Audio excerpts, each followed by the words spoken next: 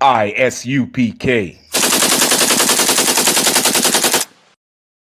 I call out a walk. I pray the devil die and get every evil thing the Lord got to give. And listen, I know you look at us in the state we in right now. Come here, SHALAM. Come here, SHALAM.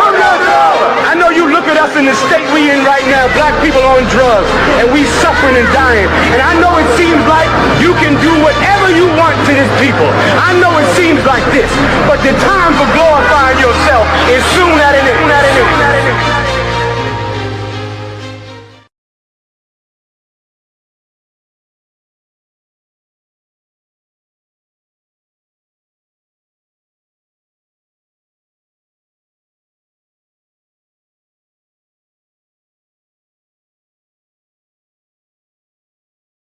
Disciples of Christ except for the men in the I.S.U.P.K. And it certainly ain't no goddamn purple pig who rats out their brothers, who covers up the rape and murder of a sister that trusted in them as supposed men of God. You understand? From a Hamite that wasn't even supposed to be in the congregation. Right. You disgusting bastards. Drop that. Give me the book of Matthew chapter 18, verse 15. You understand? This is going to be a very simple solution for brothers and sisters. A solution to where if you feel like you are disrespected in some kind of way by a brother or by a sister, you understand? There's a way of going about it. You don't have to be the animal that Christianity has turned you into and beat the hell out of that brother or sister, or gun them down, or stab them, or afflict them in some kind of way. There's a very simple solution. And in our spirits, we know that it's the solution. Because anytime this right here happens, our people always say, this is how it's supposed to be done.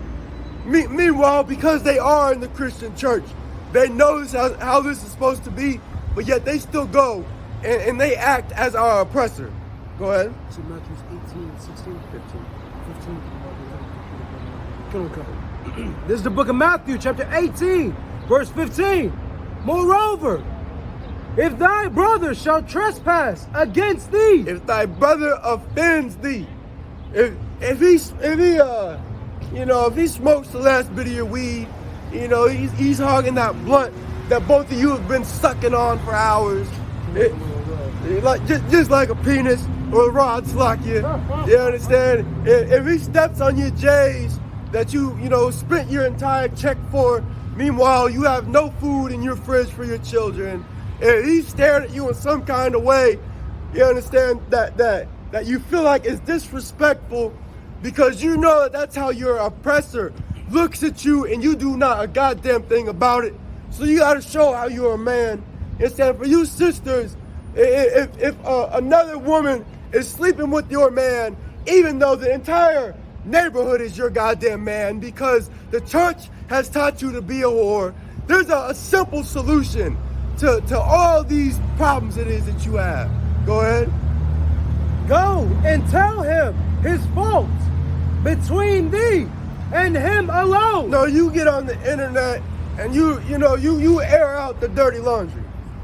Go and tell him his fault between thee and him alone. You gather your closest friends to go to that person's house and to murder them. Between thee and him alone. And if you got a problem with a brother or sister, you go to them and them alone. Right. And you tell them that offense that they've committed.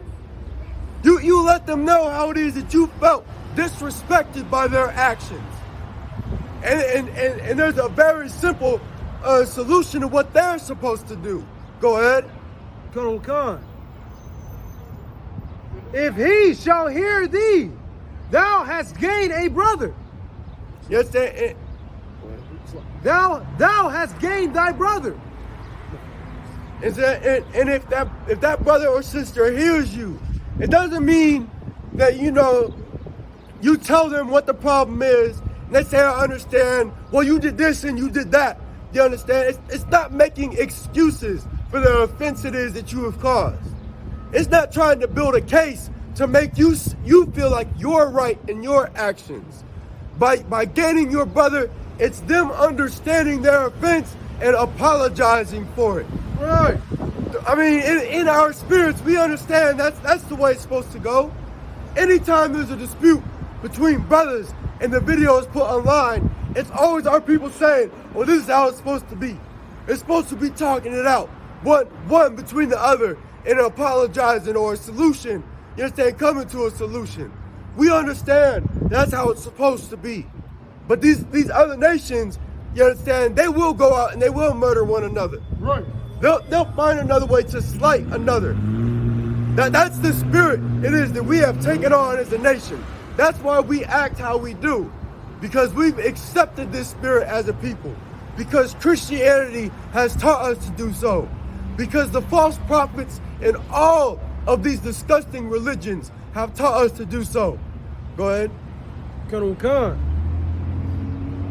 Verse 16. But if he will not hear thee, then take with thee one or two more, that in the mouth of two or three witnesses every word may be established. Right.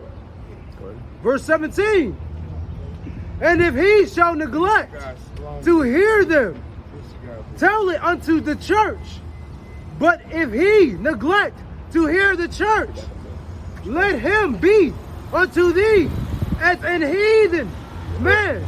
You know what I'm saying? It's as simple as that.